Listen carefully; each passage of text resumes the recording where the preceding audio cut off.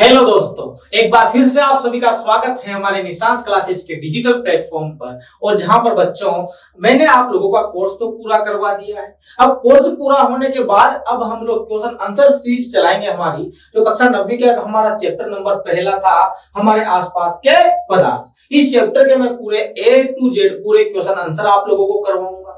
Part में जितने question answer बीच में हैं वो सब बीच के अभ्यास प्रश्न बाद के प्रत्येक क्वेश्चन में यहाँ पर आप लोगों को करवाने वाला।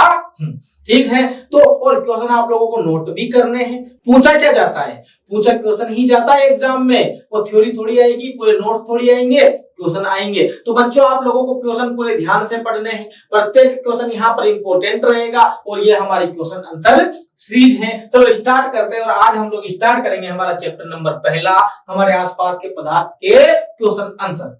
चलो स्टार्ट कर देते हैं। और ये देख लीजिए आप लोग, आप लोगों के सामने आपका जो पहला क्वेश्चन है वो आ गया है। क्वेश्चन क्या है देख लीजिए, पढ़ लीजिए। सीधा सा क्वेश्चन है, कक्षा 5वीं का बच्चा इसका जवाब दे देगा।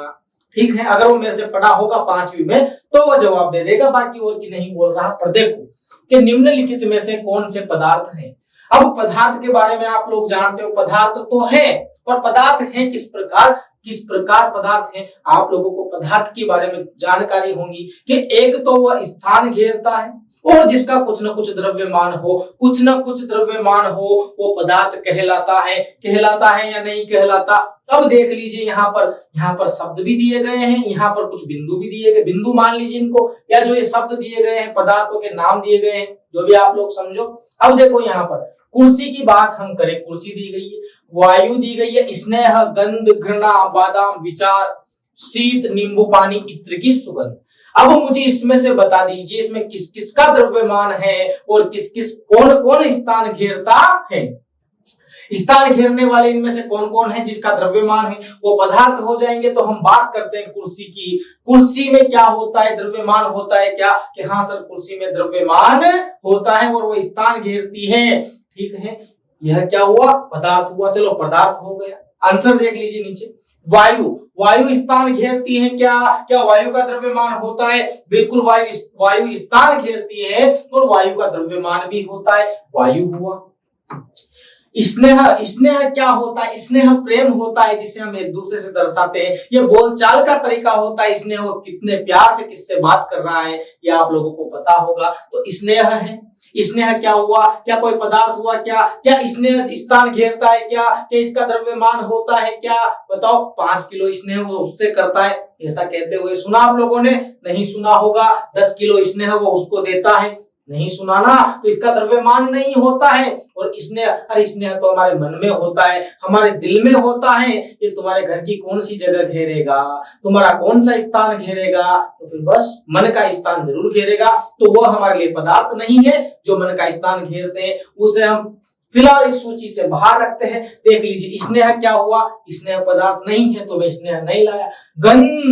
गंध का कोई द्रव्यमान होता है क्या? कि सर नहीं होता। गंध क्या स्थान घेरती है क्या? कि नहीं घेरती। स्थान नहीं घेरती, उसकी खुशबू जरूर आती है पर स्थान को नहीं घेरती। तो गंध भी हमारे पास में पदार्थ नहीं है।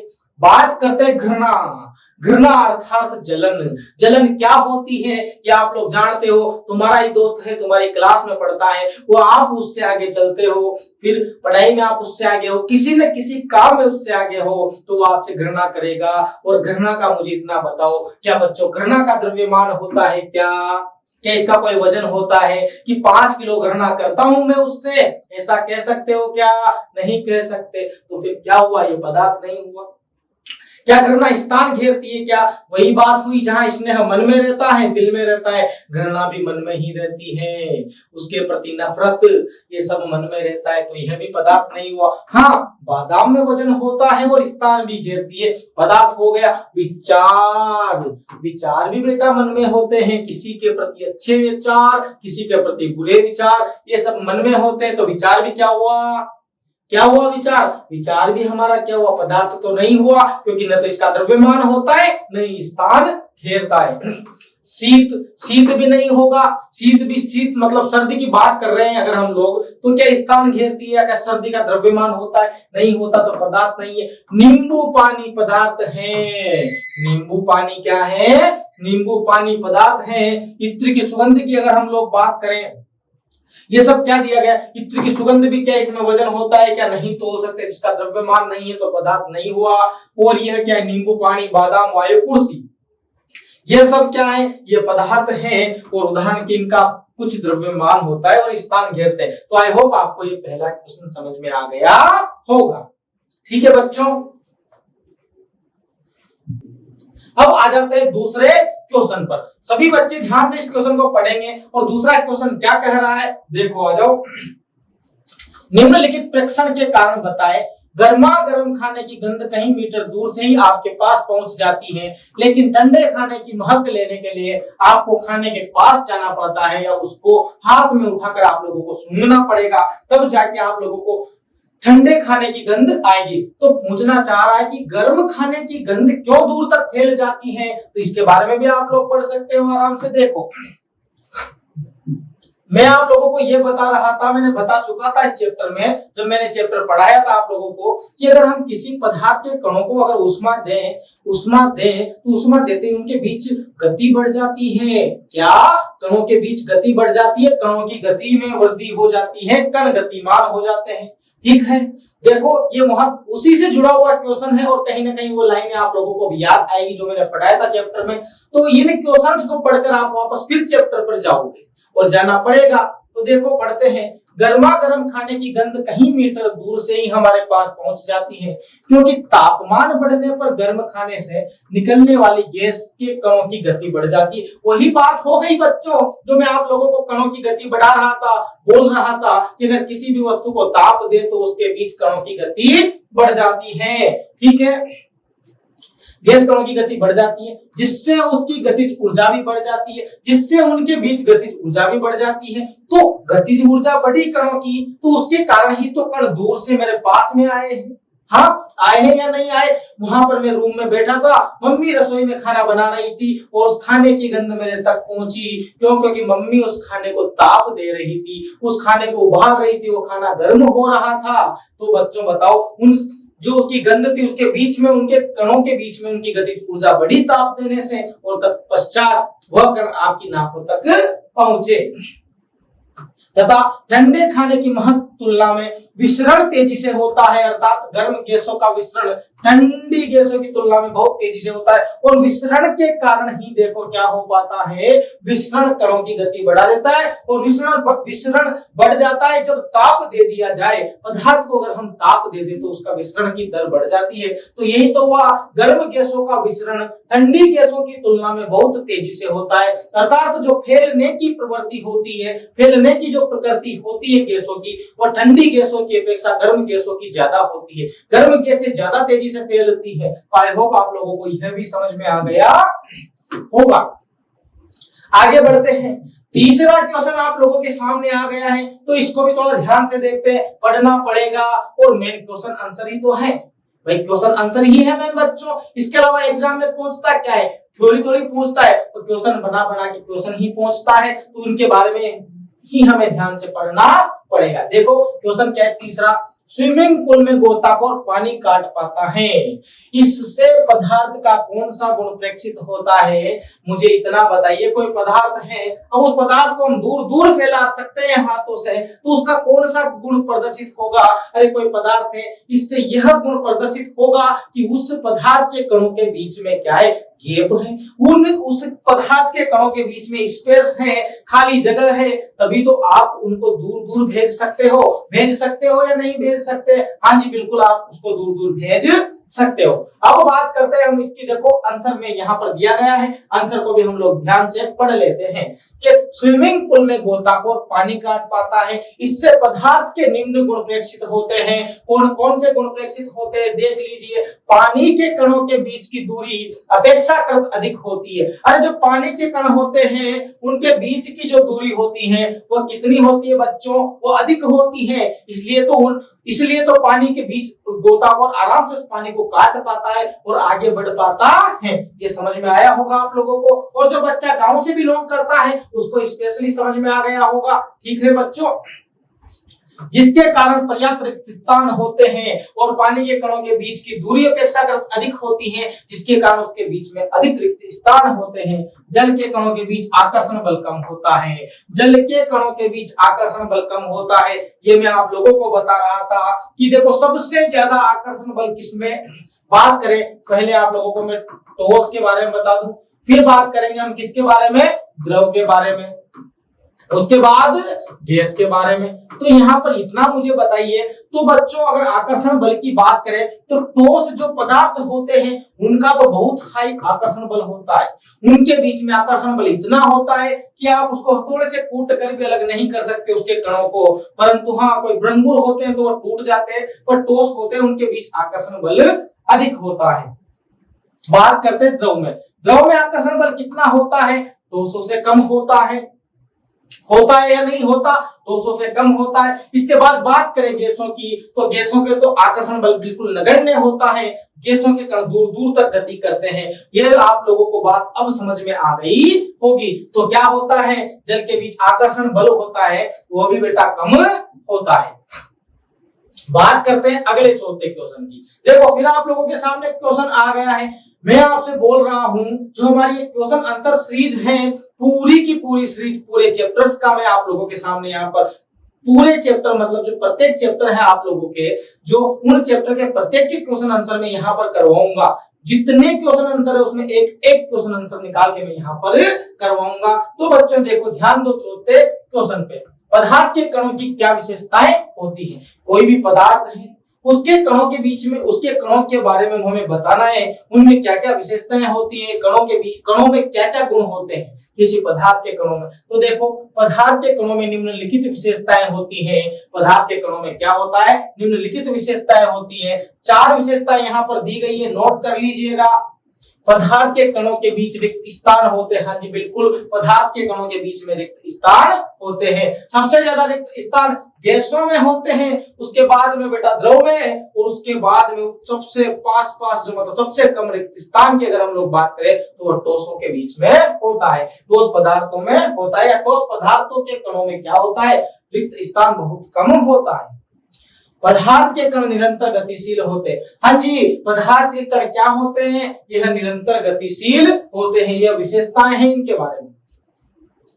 अब एक और विशेषता में तीसरी पे आ गया था, दूसरी छोड़ दी मैंने, और दूसरी अब समझिए आप लोग। पदार्थ के कण एक दूसरे को आकर्षित करते हैं। पदार्थ के कण क्या करते हैं, उनके बीच में एक आकर्षण बल कार्य करता है। जिस प्रकार पृथ्वी, मैंने आप लोगों को गुरुत्वाकर्षण वाला जब पाठ पढ़ाया था तो उसमें आप लोगों ने देखा होगा, और मैं बता रहा हूं ये, हाँ गुरुत्वाकर्षण वाला जो पाठ है उसमें है कि प्रत्येक पिंड इस पृथ्वी पर, इस प्रत्येक पिंड की मैं बात करूं आप लोगों को बोलूं, पृथ्वी के बाहर का प्रत्येक पिंड, जो अंतरिक्ष की मैं बात करूं, पृथ्वी पर पाई जाने वाली प्रत्येक वस्तु, इनके जो कण हैं ये आपस में एक दूसरे को आकर्षित करते हैं। प्रत्येक वस्तुओं के बीच में आकर्षण बल पाया जाता है। ठीक है बच्चों, तो प्रत्येक वस्तुओं के बीच के जो कण होंगे तो उनके बीच भी आकर्षण बल पाया जाएगा। तो क्या कहना चाह रहा है कि पदार्थ के कण एक दूसरे को आकर्षित करते हैं। यह विशेषताएं हैं पदार्थ के कणों की। पदार्थ के कण बहुत ही छोटे होते हैं जिन्हें हम परमाणु कहते हैं। और परमाणु के बारे में भी खोज के बाद हम लोग ने चैप्टर 3 पढ़ा था, तो उसमें यह देखा था कि परमाणु जो बहुत छोटे होते हैं, उनमें भी बेटा न्यूट्रॉन, प्रोटॉन, इलेक्ट्रॉन ऐसे कणों से मिलकर परमाणु बना होता है। तो इनके बारे में हम विस्तृत चर्चा कर चुके हैं, तो हमें कोई समझाने की कोई जरूरत नहीं है। पर हाँ, बहुत छोटे होते हैं परमाणु की। अगर हम लोग बात करें, इतने छोटे जो नग्न आंखों से नहीं दिखाई देते। आगे बढ़ते हैं।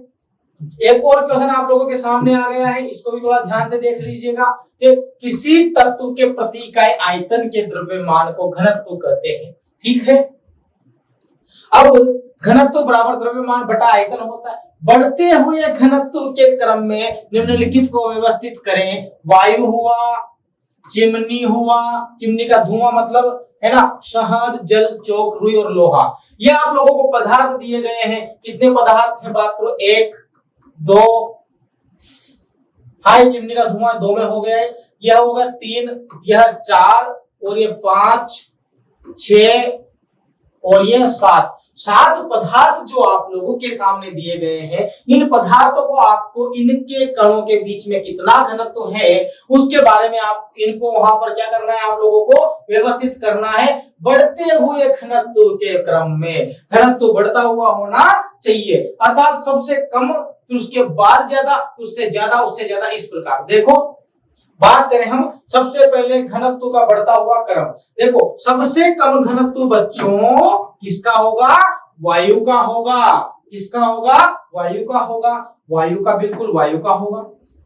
उसके बाद होगा चिमनी का धुआं। अच्छा घनत्व क्या होता है, अरे घनत्व अर्थात मैं आप लोगों को बताऊं, यहाँ पर आपके पास में 2 पात्र हैं, 2 पात्र है। अब दोनों में हमने कोई भी पदार्थ भर रखा है, ठीक है, कोई भी पदार्थ हमने दोनों में भर रखा है। यहाँ पर घनत्व को ध्यान से समझिएगा, आप लोगों को अच्छे से समझ में आ जाएगा। एक तो यह पात्र है, पात्र ए, क्या है यह, पात्र ए। यह क्या है बच्चों, पात्र बी, यह पात्र बी है। अब देखते हैं पात्र ए हमारे पास में, इसमें क्या है, इसमें कण बहुत ज्यादा है और पात्र बी में कण कम है। अब दोनों में से घनत्व किसका ज्यादा होगा, मुझे बताइए तो जरा, समझना ध्यान से, किसका घनत्व ज्यादा होगा। इसमें कणों का घनत्व ज्यादा है पात्र ए में, क्योंकि यहाँ पर घनत्व, यहाँ पर जो कण है वो अत्यधिक पास पास व्यवस्थित है। दिख रहे होंगे आप लोगों को, व्यवस्थित है या नहीं, हाँ जी व्यवस्थित है। पात्र बी की अगर हम लोग बात करें, किसकी, पात्र बी की अगर हम लोग बात करें तो पात्र बी में कण दूर दूर है तो इसका घनत्व कम होगा, ठीक है। तो ज्यादा घनत्व, जितना ज्यादा कण पास पास होंगे, जितना टूस के भरा जाएगा वो घनत्व कहलाएगा उसका, ठीक है बच्चों। आई होप आपको यहाँ से तो समझ में आ गया होगा। ज्यादा घनत्व वायु का, क्योंकि वायु के कण बहुत दूर दूर होते हैं जो हमें नग्न आंखों से नहीं दिखाई देते। उसके बाद बात करें हम चिमनी के धुएं की, तो चिमनी का जो धुआं होता है वो हमें नग्न आंखों से भी दिखाई देता है, दिखता होगा आप लोगों को। तो वायु से थोड़ा ज्यादा सघन है, वायु से ज्यादा, थोड़ा सा ज्यादा सघन है, उसमें कण और ज्यादा पास पास है वायु की अपेक्षा। तो वायु का घनत्व किस, वायु से ज्यादा घनत्व किसका हुआ, चिमनी के धुएं का हुआ। चिमनी के धुएं से ज्यादा घनत्व रुई का हुआ, बिल्कुल रुई भी आप लोग जानते होंगे, रुई का होगा या नहीं होगा, होगा यार, ये तो सब अब तो आप लोग जान चुके होंगे। फिर जल का घनत्व है रुई से ज्यादा। फिर जल के बाद में शहद आता है, शहद आता है। शहद में जो कण होते हैं वो और पास पास हैं, क्योंकि इसकी जो तरलता होती है वो जल से क्या होती है, जल से कम होती है। ये ज्यादा थोड़ा जल की अपेक्षा ज्यादा ठोस होता है, थोड़ा ज्यादा टाइट होता है शहद, देखा होगा आप लोगों ने। तो फिर शहद, उसके बाद चौक और फिर उसके बाद में लोहा। तो लोहे में कण इतने पास पास है, इतने अधिक घनत्व में है कि वो अपनी स्थिति भी चेंज नहीं कर सकता जहां पर उस पर बाह्य बल आरोपित नहीं किया जाएगा। तो लोहा। फिर चौक हुआ, चौक में भी कण पास पास है, शहद में थोड़े कम पास है, फिर जल में और थोड़ा कम पास में है, और रुई में तो बिल्कुल थोड़े दूर है, थोड़े से। उसके बाद चिमनी के धुएं में भी और दूर है, और उसके बाद में वायु में तो बहुत अधिक दूर है कण। तो घनत्व का बढ़ता हुआ क्रम है ये आप लोग याद रखिएगा। और पात्र ए और पात्र बी जो आप लोगों को समझाया था वह भी आप लोगों को याद हो जाना चाहिए। अब यहाँ पर बेटा क्या बोला गया, क्वेश्चन देखिए, पदार्थ की विभिन्न अवस्थाओं के गुणों में होने वाले अंतर को सारणीबद्ध कीजिए। क्या दिया गया है, जो पदार्थ की जो तीनों अवस्थाएं होती है, पहली ठोस, दूसरी द्रव और तीसरी गैस। अब तीनों जो अवस्थाएं हैं यहाँ पर, इन तीनों अवस्थाओं को हमें क्या करना है, इन तीनों अवस्थाओं के बारे में हमें बताना है, इसमें अंतर स्पष्ट करना है, तीनों अवस्थाओं में अंतर क्या क्या होता है। चलो इसको भी सोल्व करते हैं। और हाँ, इंपोर्टेंट क्वेश्चन है, इंपोर्टेंट है, यह मैं आज इंपोर्टेंट लगाना भूल रहा हूं क्योंकि पूरे क्वेश्चन से ही इंपोर्टेंट है, ठीक है बच्चों। चलो आगे बढ़ते हैं। देखो, ठोस, द्रव, गैस, तीनों अवस्थाएं हैं। बात करते हैं पहले इनके आकार की। किसकी बात करते हैं, पहले बात करते हैं हम इनके आकार की बात करते हैं। तो बेटा ठोसों का आकार निश्चित होता है या नहीं होता, वह स्थिर आकृति बनाए रखते हैं। वो क्या बनाए रखते हैं, वो स्थिर आकृति बनाए रखते हैं, ठीक है। अब बात करते हैं द्रव की। द्रवों का आकार निश्चित नहीं होता। द्रव जैसे तेल हुआ, पानी हुआ, आप सब लोग जानते हो, अगर हमने तेल द्रव जो भी है, तेल है, पानी है, जिस भी बर्तन में उसको रखेंगे वो उसका आकार ले लेगा। क्या टॉस को आप किसी भी बर्तन में रखोगे तो टॉस उसका आकार ले लेगा? क्या नहीं लेगा। माना बर्फ की एक सिल्ली टॉस है, उस बर्फ की सिल्ली को आप जिस भी उसमें कंटेनर में डालोगे तो उसके हिसाब का आकार ले लेगी? क्या नहीं लेगी। तो वो तो टॉस हुआ। द्रव क्या है? द्रव क्या है? इनका आकार तो निश्चित होता है, परंतु इनका आयतन बेटा क्या होता है? इनका आयतन निश्चित होता है, और जिस भी आकार में ये डाले जाते हैं, जिस भी पात्र में ये डाले जाते हैं, उसी का आकार ले लेते हैं। बात करते हैं गैस का, तो गैस का टॉसों का मतलब गैसों का आकार अनिश्चित होता है। क्या होता है? गैसों का आकार वो आयतन अनिश्चित होता है। ठीक है। बात करते हैं दृढ़ता। दृढ़ता क्या होती? दृढ़ता कठोर ही होती। कठोरता से यहाँ पर तात्पर्य है, कठोरता के बारे में बताया गया है, तो देख लेते हैं। टॉस क्या होते हैं? टॉस दृढ़ होते हैं। क्या होते हैं? टॉस दृढ़ होते हैं। और द्रव क्या होते हैं? द्रव दृढ़ नहीं हो सकते, ये बह सकते हैं, टॉस बह नहीं सकते। बात करते हैं गैसें दृढ़ नहीं होती, और गैसें तो बेटा बिल्कुल लिक्विड में जरूर रहती है। गैसें जब उसको हाई उच्च तापमान पर, उच्च दाब पर जब उसको सिलेंडर में भरा जाता है गैस को, तब वो लिक्विड में हो जाती है। निम्न ताप पर और उच्च दाब पर, यह याद रखना। फिर अगला जो अंतर बताया गया है वो है आयतन। आयतन, टॉसों का आयतन निश्चित होता है, मैं आपको वहीं पर बताकर आ गया था। द्रवों का भी निश्चित होता है, द्रवों का भी क्या होता है? निश्चित होता है, लेकिन गैसों का कोई निश्चित आयतन नहीं होता, और वो जितना स्थान मिलता है वो सारा ही घेर लेती है। जितना स्थान इनको मिलता है ये सारा ही घेर लेती है। कौन? गैसें। संपीड़नशीलता, संपीड़नशीलता मतलब उनको दबा के रखने का गुण बात कर रहा हूं मैं, यहाँ पर समझाऊंगा अभी। टॉस असंपीड्य होते हैं, अर्थात टॉसों को बाह्य बल लगाकर उनकी आकार आकृति परिवर्तित नहीं की जा सकती। द्रव बहुत कम संपीड्य किए जाते हैं, द्रव बहुत कम संपीड्य होते हैं। देखो, नगण्य संपीड्य टॉस हो गए, क्या टॉस असंपीड्य होते हैं, नगण्य मतलब। उसके बाद द्रव कम संपीड्य, उसके बाद में सबसे अधिक संपीड्य क्या होती है? उसकी गैसों की होती है, जिनको दबा कर और अधिक दाब पर और निम्न ताप पर बिल्कुल सिलेंडर में भरा जा सकता है। सबसे ज्यादा संपीड्यता किसकी? गैसों की। आई होप आपको यह तो बिल्कुल समझ में आ गया होगा। ठीक है। एक और गुण बताया गया है, एक और गुण है यहाँ पर, अंतर है मतलब देख लीजिए, कणों के बीच अंतरा आणविक बल।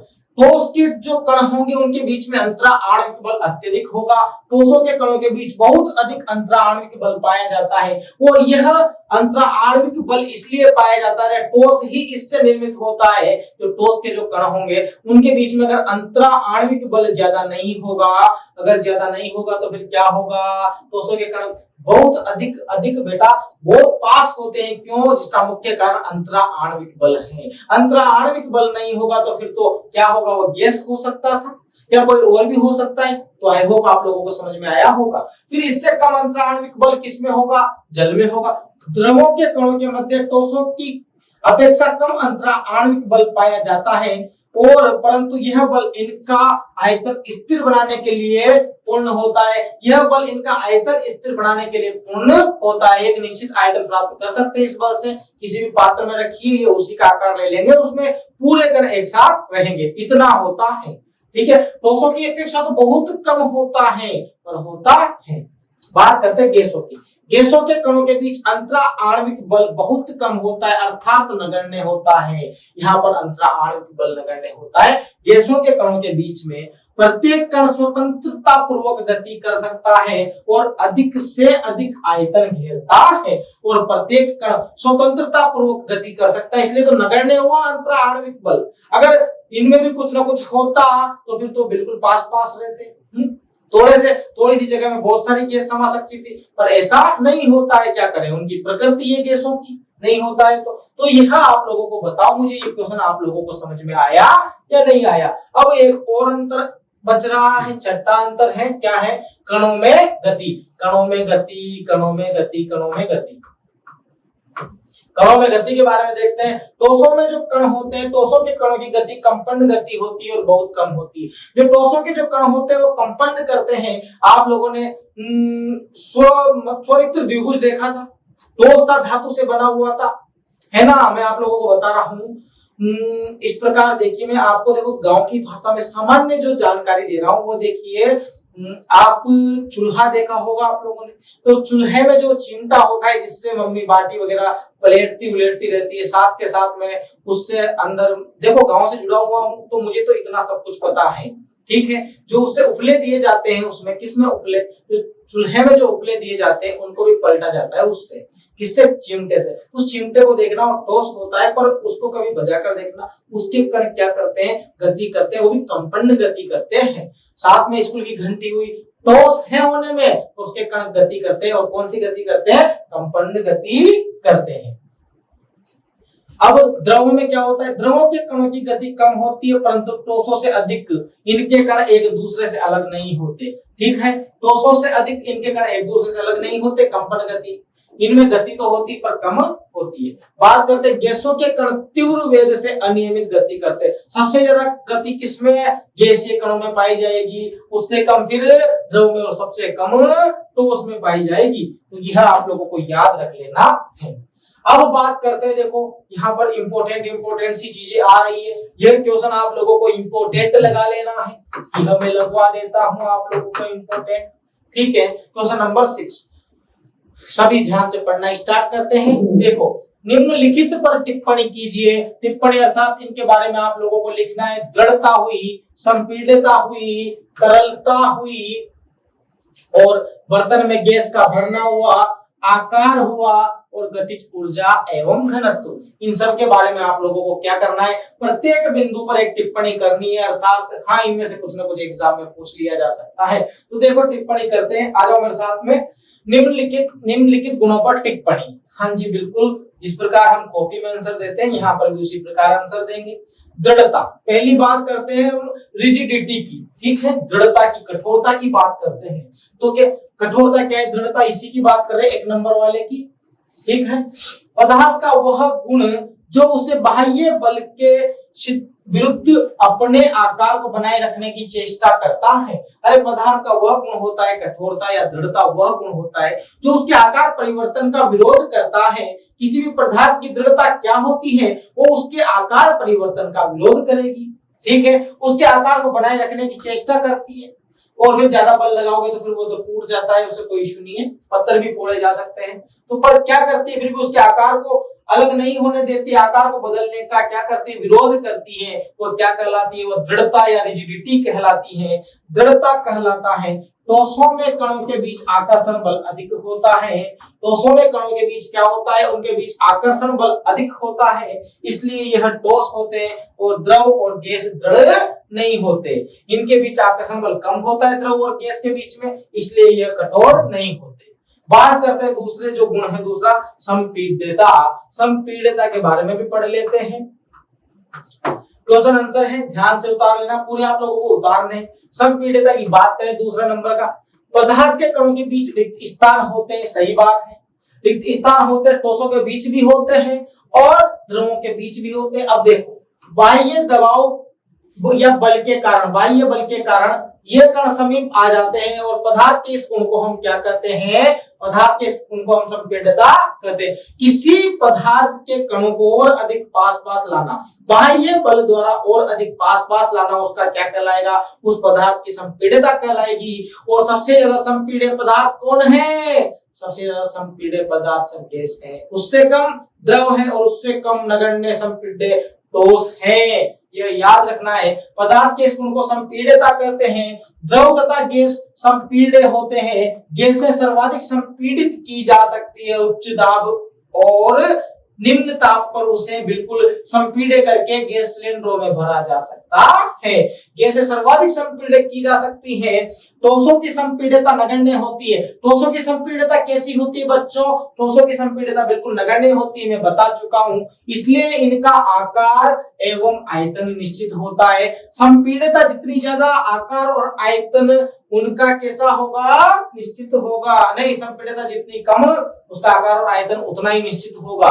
ठीक है, ठोसों की संपीड़ितता नगण्य होती है तो आकार और आयतन बिल्कुल निश्चित है। संपीड़ितता ज्यादा होती तो फिर तो इनका आकार भी अनिश्चित होता, आयतन भी अनिश्चित हो सकता था।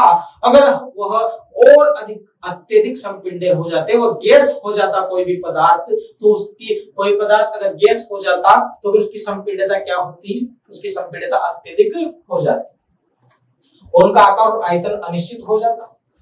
इस गुण के कारण अत्यधिक आयतन की गैसों को एक कम आयतन वाले सिलेंडर में संपीड़ित किया जा सकता है। और संपीड़ितता के गुण के कारण क्या होता है बच्चों? जो अत्यधिक आयतन घेरने वाली जो गैस है उसको एक छोटे से सिलेंडर में हम भर सकते हैं, छोटे से सिलेंडर में स्टोर कर सकते हैं, तो उसमें संपीड़ित किया जा सकता है। तरलता, अगला जो गुण है बच्चों, फ्लूइडिटी का गुण आ गया है। फ्लूइडिटी या फिर तरलता। तरलता की बात करते हैं तो देखो, पदार्थ के जो बहने की प्रवृत्ति को हम क्या करते हैं? पदार्थ का जो बहने का गुण होता है उसे हम तरलता कहते हैं। पदार्थ के बहने की प्रवृत्ति को उसकी तरलता के रूप में जाना जाता है।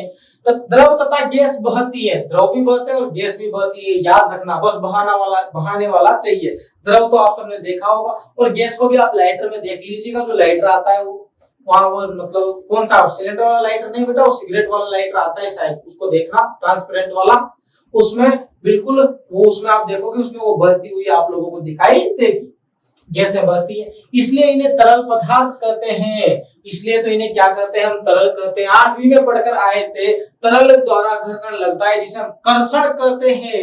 तरलों द्वारा लगने वाले घर्षण को हम कर्षण कहते हैं। और तरल जो जल था, जल और जो वायु होती है, ये तरलों के अंतर्गत रखे गए हैं हमारे वैज्ञानिकों ने। क्यों? क्योंकि बेटा तरल इसलिए तो कहते हैं इनको क्योंकि ये बहने का गुण पाया जाता है गैसों में भी।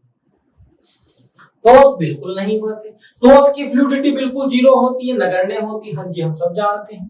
गैसें सभी दिशाओं में बह सकती है। गैसों की तो फ्लूइडिटी बहुत हाई होती है, सभी दिशाओं में बह सकती है। गैसों की तरलता द्रवों से अधिक होती है। गैसों की तरलता द्रवों से अधिक होती है। और वैसे होने में दोनों ही क्या है? होने में दोनों ही द्रव है, दोनों ही तरल है। ठीक है, क्योंकि इनमें कणों के बीच की दूरी अपेक्षाकृत बहुत अधिक होती है। और गैसों की तरलता अधिक होती है क्योंकि इनके बीच में कणों की जो दूरी होती है वो बहुत अधिक होती है, तथा आकर्षण बल कम होता है, इसलिए वह बह पाती है। अगली बात करते हैं बर्तन में गैस का भरना। बर्तन में किस प्रकार गैस को भरेंगे? देखो, किसी बर्तन में गैस को आसानी से भरा जा सकता है।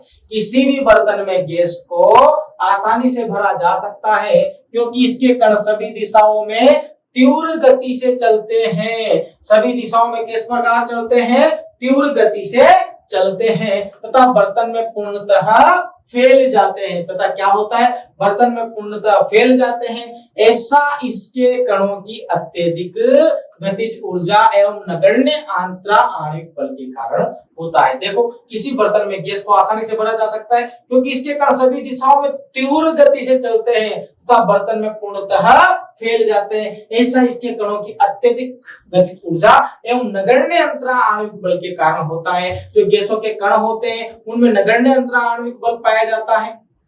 बिल्कुल में, क्यों? क्योंकि वो पास पास थोड़ी स्थित होते हैं। ठीक है बच्चों, और ऐसा, और इनमें देखो जैसे क्या होती है, जैसे आप लोगों ने देखा होगा, जो CO2 सिलेंडर की बात तो नहीं करूं, पर हाँ LPG सिलेंडर देखा है, उसमें से आप लोग देखोगे थोड़ा सा अगर लीकेज हो रहा है तो वह गैस की खुशबू पूरे रूम में और बाहर तक भी आ जाती है। आती है या नहीं आती? देखो, उसमें पहले बाद में दूसरी गैस मिलाई जाती है, पर फिर भी आती है नहीं आती? आ जाती है, क्योंकि उसके कणों के बीच में गतिज ऊर्जा अत्यधिक होती है और उस गतिज ऊर्जा के कारण ही वह कण हमारी नाकों तक पहुंच जाते हैं और उसके कारण नगण्य एवं अंतरा आणविक बल के कारण होता है। तो बच्चों बताओ, आप लोगों को यह भी समझ में आ गया होगा बिल्कुल, गैसों को किस प्रकार बर्तन में भरा जाता है। मैं बताता आ रहा था शुरुआत से, वही बात है।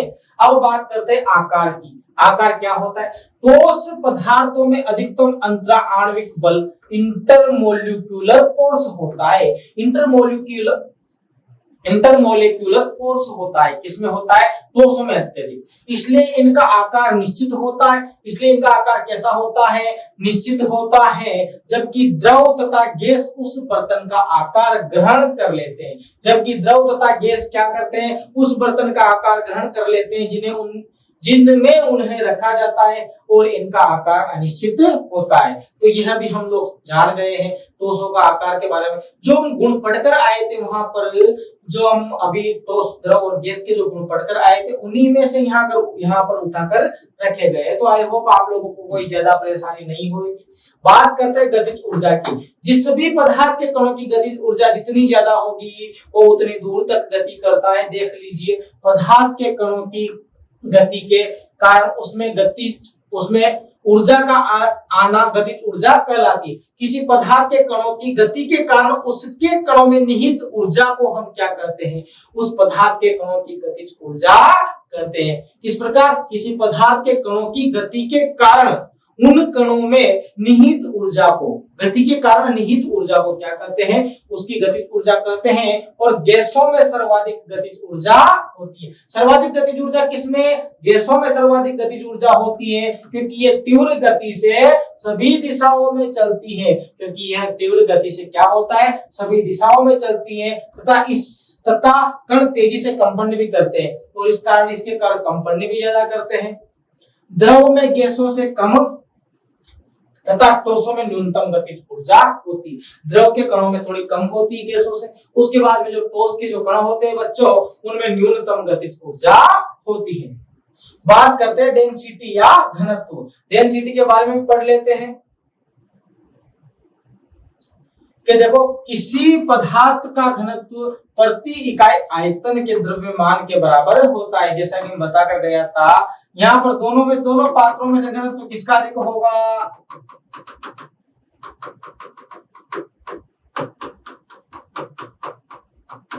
दोनों पात्रों में से सबसे ज्यादा घनत्व किसका होगा? बताइए मुझे।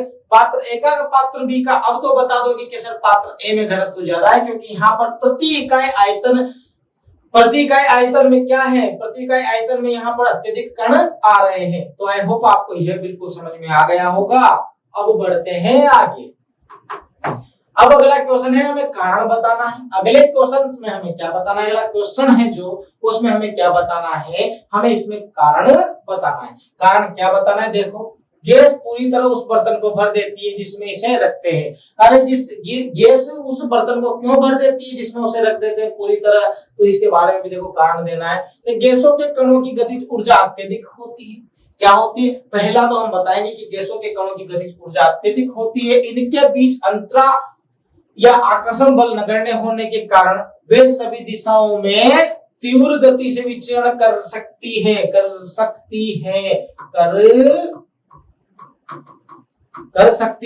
तथा जिस बर्तन में यह रखी जाती है उसे पूरी तरह भर देती है। और जिस कारण देखो, एक तो इनके जो कण होते हैं उसमें गतिज ऊर्जा अत्यधिक होती है, जिस कारण ये गति करते हैं। और जिस बर्तन में इसे रखा जाता है, ये उस बर्तन के चारों हिस्सों में, पूरे भाग में उस बर्तन के चारों ओर अंदर फैल जाती है। किसके कारण? गतिज ऊर्जा। और एक इनके अंदर आकर्षण बल कम होता है कणों के बीच में नगण्य, इसलिए तो वो पूरे उसके जो कण होते हैं एक दूसरे दूर दूर भागते हैं और वो पूरे आयतन को घेर लेते हैं। किसी भी बर्तन के पूरा जो उसका आकार होगा उसको घेर सकती है थोड़ी सी गैस भी। तो आई होप आप लोगों को ये समझ में आ गया होगा। ठीक है, अब दूसरे में कारण बताना है कि कारण बताओ गैस बर्तन की दीवारों पर दबाव डालती है। कि हाँ सर, ये तो हम 8वीं में पढ़कर आए हैं। गैसें हुए चाहे द्रव हो, वो बर्तन की दीवारों पर सभी दिशाओं में समान दाब डालती है। इसके बारे में पढ़ लेते हैं। गैसीय अवस्था में कणों की गति अनियमित और तीव्र होती है। क्या होती है? अनियमित और तीव्र होती है गैसीय अवस्था में कणों की गति।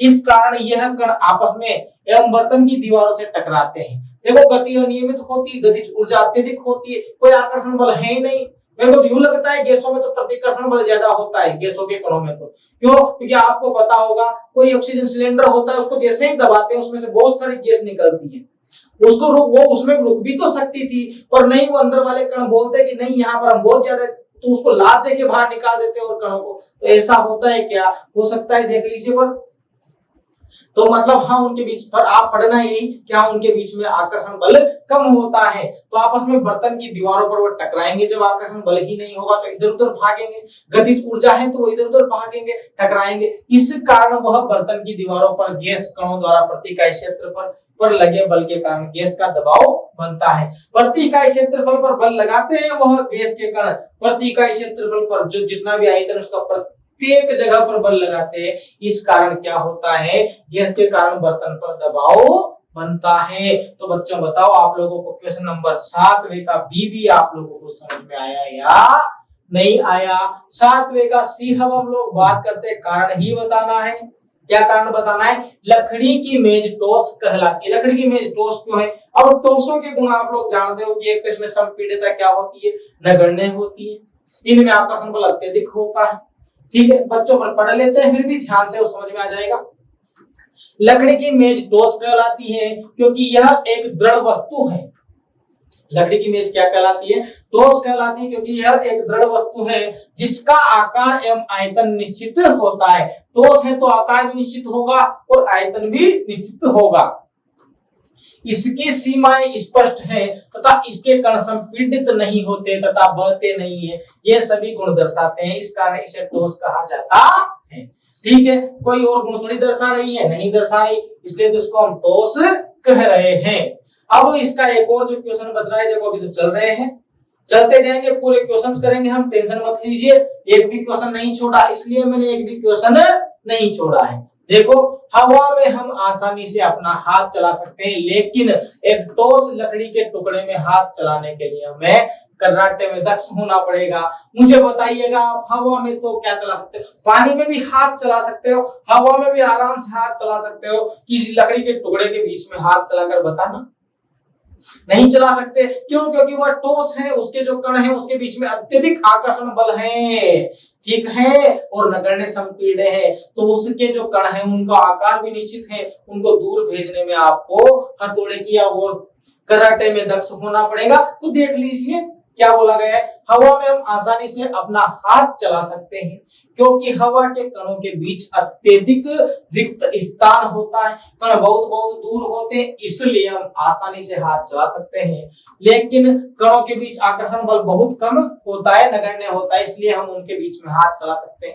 पानी में जब ये आकर्षण बल थोड़ा सा बढ़ जाता है हवाओं की अपेक्षा, किसकी अपेक्षा? हवा की अपेक्षा ये आकर्षण बल बढ़ जाता है, तो पानी में हाथ चलाने में हम थक जाते हैं। थोड़े से तैरेंगे उसमें हम लोग थोड़े से थक जाते हैं।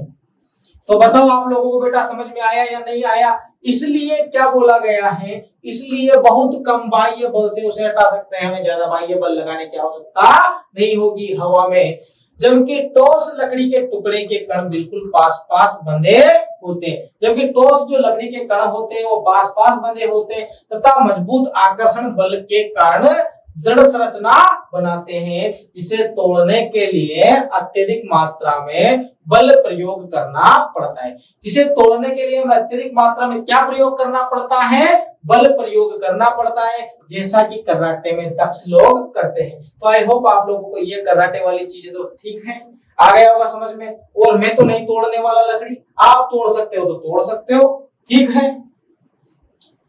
अब बात करते हैं हमारे अगले क्वेश्चन की। चलो इस क्वेश्चन को भी कर ही लेते हैं। क्या बोला गया है? सामान्यतया ठोस पदार्थों की अपेक्षा द्रवों का घनत्व कम होता है, लेकिन आपने बर्फ के टुकड़े को जल में तैरते हुए देखा होगा। पता लगाइए ऐसा क्यों होता है? घनत्व क्या होता है? घनत्व किसका कम है? ठोसों की अपेक्षा द्रव का। पर जो बर्फ का टुकड़ा होता है वो जल में क्यों तैरता है, इसके बारे में भी अब हम लोग यहाँ पर चर्चा कर लेते हैं। नोट करना ये इंपॉर्टेंट है बच्चों। देखो क्या बोला गया है, बर्फ पानी के जमने से बनती है, जिसकी संरचना में अत्यधिक रिक्त स्थान रह जाते हैं। बर्फ कहीं से जमती है? पानी के जमने से बनती है, और उसकी संरचना अगर हम देखें अच्छे से तो उसमें अंदर अत्यधिक रिक्त स्थान रह जाते हैं जो पानी में नहीं होते। जो किसमें नहीं होते?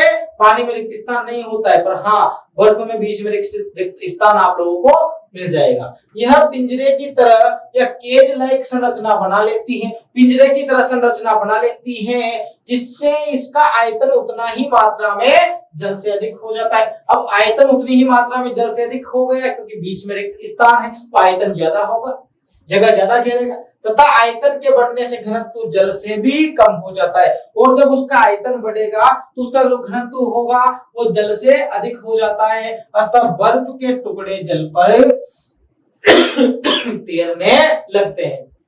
बताओ आप लोगों को आया समझ में? बिल्कुल आ गया होगा बेटा। यह आपको देखो क्या समझना है, यह देखो बर्फ किससे जमती है? बर्फ काहे से जमती है? बर्फ जल से ही जमती है, जल के जमने से बर्फ बनती है।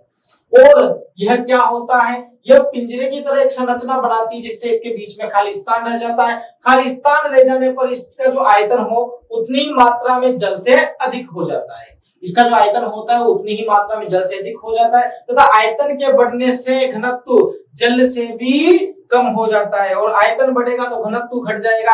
अरे आयतन बढ़ रहा है, मैं बता रहा था गैसों का जो आयतन अत्यधिक होता है वो बहुत अधिक आयतन घेर सकती है, तो उसमें क्या होगा? क्या आयतन बढ़ने से जो घनत्व होगा, घनत्व में कण पास पास होते, पर घनत्व में कण दूर दूर चले जाते हैं, घनत्व जल से भी कम हो जाएगा। अब जल के घनत्व से अगर कम घनत्व हो जाएगा बर्फ का, तो फिर बर्फ के टुकड़ों को तो उसके ऊपर तैरना ही पड़ेगा, तैरना ही पड़ेगा। तो आई होप आप लोगों को यह समझ में आ गया होगा। ठीक है, अब बात करते हैं हम हमारा जो सवाल नंबर 9 है इसके बारे में। देखो आप लोगों के सामने आपका अगला सवाल आ गया है, इस सवाल के बारे में चर्चा करते हैं। थोड़ा सा कॉम्प्लेक्स होने वाला है, इतना कॉम्प्लेक्स नहीं होने वाला, पर बहुत ही अच्छा क्वेश्चन है ये, बहुत अच्छा क्वेश्चन है आप लोगों के लिए, समझने में आपको बहुत फायदा होगा इसको। क्यों? क्योंकि यह एग्जाम में पूछा जाता है, मतलब 100% श्योर है, अर्थात इसको हम इंपोर्टेंट भी लगाएंगे, इंपोर्टेंट लगाएंगे। यहाँ पर देखो क्या करना है, सवाल हमसे क्या बोल रहा है? सवाल बोल रहा है निम्नलिखित तापमान को सेल्सियस में बदलो। यहाँ पर हमारे पास में केल्विन में तापमान है, जिसे हमें डिग्री सेंटीग्रेड में परिवर्तित करना है। ठीक है, काहे में परिवर्तित करना है? डिग्री सेंटीग्रेड में परिवर्तित करना है। तो यहाँ पर ए हमें दिया गया है कितना?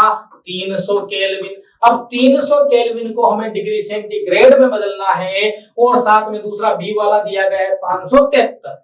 फिलहाल हम इसको करते हैं।